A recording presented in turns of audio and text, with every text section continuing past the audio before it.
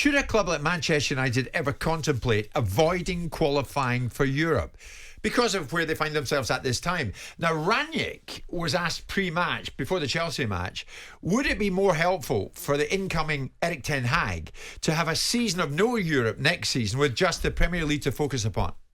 That could be an advantage, but that does not mean that we will give away any of the remaining 4 games. So for us, it's clear, and this is our obligation. This is our job, my job, the job of the players, that we try to get the best possible results, and then we will see at the end of the season in which position we will finish this season. Still, we have to perform. This is what we are getting paid for. This is also important for the players. They also, now knowing who the new manager will be, they have to perform and to show in front of, again, 75,000 tomorrow that we are able to beat a team like Chelsea. And this is our job. This is what everybody has to do. I mean, Simon, can you ever imagine saying to the supporters of Manchester United, you know the best thing you can do at the moment? Forget Europe. Forget Europe. Concentrate on the domestic scene. And one might argue, Simon, that that's why it's working in Arsenal's favour this season.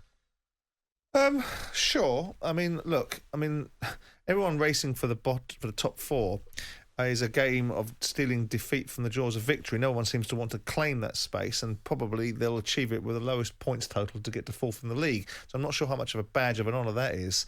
Man United, you can make the argument that by not getting into Europe, you have a clear schedule to focus on one thing, and also you concentrate the minds of those that are in that club that actually you've been so poor you couldn't even qualify for Europe. So let's make sure that everyone understands where they're coming from now, that actually you aren't what you think you are massively underachieving, and let's get everybody in the right place so everyone understands where they are. Yeah, and you can build from that. I don't think that's the idea. I don't think that's Ranić's saying it could be an advantage. Well, he thinks it's an advantage because he will have a situation where the domestic performance will be interrupted by playing away in Europe and having more challenging games. Yeah, but United have got to be playing in Europe for the commercial revenues, for the brand recognisability of a club that's still massively iconic in its outlook. But I don't think there's a real argument. I can understand why it could be put into the conversation and why it could be kicked around. But once you've put it through the prism of a reasonable, rational set of thoughts, there's no benefit in not being in that competition. You need to. They could win the Europa League next year. Yeah, but how much does it benefit them at this particular time when it's broken and it needs fixed? The Europa League, the Europa Conference League. Well, there's 2 schools of thought. There's a school of thought that I suggested the other day, which is basically that it could take them up to 5 or 6 transfer windows. There's another school of thought that if there's an acceptance, a general acceptance inside Man United, that there needs to be root and branch. We need to start kicking backside and taking numbers, and people need to start having their minds concentrated.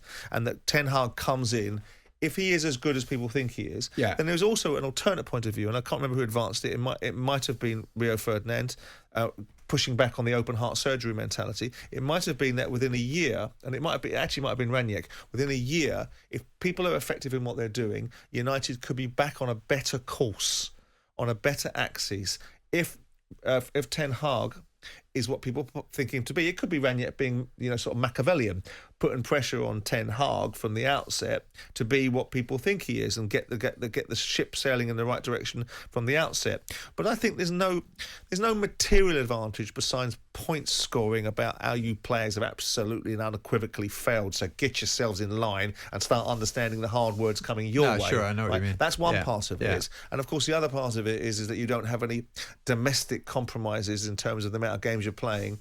But they've got a big enough squad. And the way that United will evolve is by getting better, by playing against opposition week in, week out that's better. But and some of those European sides will be so. It hasn't done Arsenal any harm, not being in Europe this season. They might be a bit inconsistent, but they're certainly all right at this moment. Okay, but I think that's more to do with the fact that the race for the top 4 is about 3 very average sides that are very inconsistent. You've just had Arsenal lose 3 games on the bounce to Crystal Palace, to Brighton and to Southampton. Right? None of those sides on paper should beat Arsenal, but all 3 of them did. And then Arsenal eventually turned up against a Chelsea side that perhaps play slightly differently, where the expectation levels are that possibly Arsenal weren't expected to win that game. Yeah. They certainly were expected to beat Brighton and Palace and Southampton, and they did none of the above. So with that in mind, I don't think we can use Arsenal as a shining role model to suggest that Arsenal have given us the idea of not playing in Europe gives you an opportunity to maybe limp in with a fart into the top 4.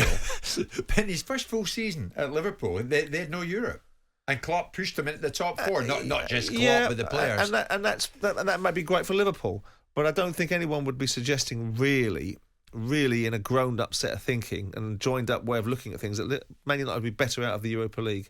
I don't think they would be. I think you're they'd be a better. commercial man, Simon. The Europa Conference League, does that really benefit a giant like United? Well, they're not going to go into the Europa Conference League. Are they going to go into the Europa League? Could do if they finish 7th. Yeah. Okay. Yeah. Okay. That argument, sure. If we're talking about them playing in the Europa Conference League, no, I don't think there's much benefit for them there, unless they're actually going to go on and win. It didn't benefit Tottenham, and he did it. In fact, Tottenham made a bit of a mug of themselves and ended up having to get out of the tournament because they couldn't fulfil their fixtures after getting beaten by a second-rate Portuguese side that all of a sudden Conte had nothing to do with. Look, the bottom line is if they're going to go into one of the major two, I'll make the case if they're going to play in the Europa League or in the Champions League, of course. If they're going to play in the Europa Conference League, fair enough. No, I can't make. There's something I want to throw at you, but Kieran Copeland, that's a good message. I understand United avoiding Europe could benefit Ten Hag, but surely the more games for the players and the coaching staff means he's got more opportunity to work with them and work with the team on the field because there's no training like playing real games, which is a fair point. Simon, on another matter, incoming managers, and Ten Hag is one of them. Should he be putting more emphasis on resurrecting the careers of failed players, or does Ten Hag need to be a new broom sweeping clean at United? The reason I ask, it's now being claimed that Van de Beek is going to be named in United's pre-season squad for the summer, and of course there's talk about Lingard. Does he get involved? Paul Scholes believes the door could be open for the likes of Lingard. Indeed, actually, Paul Scholes was speaking on breakfast on this. And he apologised for letting slip this private Lingard conversation, but he believes that the treatment generally of Lingard's been unfair.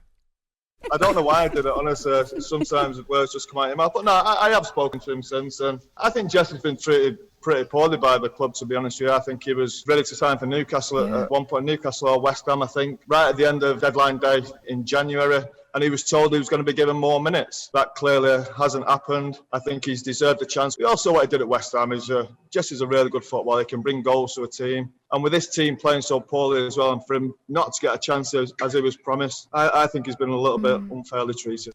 I was laughing when I was listening to that. What a mental midget Paul Scholes is in that conversation. You've breached someone's confidence, and now what you're going to do is snivel around and tell them how much of an opportunity they deserve. If anybody bent over and let the players do what they want and gave people an opportunity that sometimes weren't entitled to, it's only gone to Solskjaer, and he still couldn't get a game under him. You have to look at the reasons why Jesse Lingard hasn't got a game, rather than say he's been unfairly treated. I can't imagine why there would be an agenda against him. I can't imagine why there'd be a prejudice against Jesse Lingard, as opposed to the fact that he hasn't performed very well for them. He hasn't exhibited enough on the training pitch. It's a ridiculous assertion from Paul Scholes. He's gone from feast to famine. Or famine to feast, because all he's doing is apologising for breaching someone's confidence. I mean, there's no integrity behind that. Scholes is suggesting the door should still be open for Lingard. Should it be open for Van de Beek? But he's been named in the pre-season. Should Ten Hag not come in and sweep the thing clean? There's two schools of thoughts, right? There's a school of thought which says that a new broom goes in and sweeps clean. But a new broom should have the preparedness to be able to do that based upon what he sees, not what he thinks he knows. You go in the door, you look around you, if you've got anything about you and you're sensible and balanced and you haven't got preconceived perceptions, you look at it and you go, right, I've now seen it for myself, you, and you, out, right? But you assess it based upon seeing it for yourself. Now, Jesse Lingard's out of contract at the end of this season. So Jesse Lingard, and people move to Newcastle. Oh, yeah, we'll just do Newcastle a favour. We'll just let Newcastle have Jesse Lingard for what Newcastle think they want to pay. Well, that's not how it works. He's a Manchester United player, and if Man United want to take the risk of holding out for a figure that necessarily doesn't get achieved and end up going on a free, that's their business. That's what's called owning someone's registration. I don't know where this registered charity mentality comes along, that we've got to do precisely what the player wants to do. Man United have had him for years and years and years. He's under contract. They've got to pay his wages. If they want to ask for all the money in the world and they don't get it, that's their choice. But as far as new brooms sweeping clean, sensible new brooms are prepared to sweep clean once they know what they're looking at. Oh, sure. But he must know what he's looking at from distance. No, you can't. He knows Van de Beek. He knows all about Lingard and what he's going to get and what he's not going to get. He doesn't, does he? Because he hasn't seen Lingard play all season. And he doesn't know what kind of personality Lingard is. And he doesn't know what the problems Lingard has. That's the reasons why he can hear it from other people. If you're going to take and base your whole information, like journalists do, on third-hand information, then you're only going to get outcomes that other people have determined for you. There's no need for that. If you go in the door and you see it for yourself, you bring all your football nous and all your football experience, and you superimpose all the experiences you've got over the environment that you're in, and you see for yourself that this person is not fit for purpose, this person's got a bad attitude, this person doesn't want to be here, then you are prepared to go, right, now I'm not mucking about. And I think probably any sensible manager, and you'd like to think that Man United have gone for a sensible manager, of course, that has the backbone to be able to make the right decisions based upon the right information. It's the 28th of April. Do you not think Ten Hag knows everything he needs to know about Lingard? I would doubt it. Why? Because does he know the player firsthand? He's been collating information for days now. Yes, but does he know the player firsthand? Has he been in the environment where the player operates? Because on one hand, we make the case for people having... the one thing that football does is have preconceived perceptions. Managers are employed based upon reading what they've done in the newspapers previously, rather than actually knowing the personality of them. And it's getting more mature as it goes on. But also the balance of probability is that people make decisions at times based upon perception. You must make decisions based upon your first-hand experience. Now, if your first-hand experience is that Jesse Lingard is somebody that's worth retaining, then retain him. And if it's not, then it's not a new broom, he's out of contract. Right. Okay, let's put it out there. United fans, what should Ten Hag's priority be? What should his approach be? Is he all about resurrecting the careers of perceived failed players, or does he need to come in and effectively be a new broom that sweeps clean at Manchester United? I know what I think, but what do you think? Give us a call on that, 03717 223344 81089. Jim White and Simon Jordan. Monday to Friday mornings from 10 on AM, on DAB, via the talkSPORT app and on your smart speaker. talkSPORT.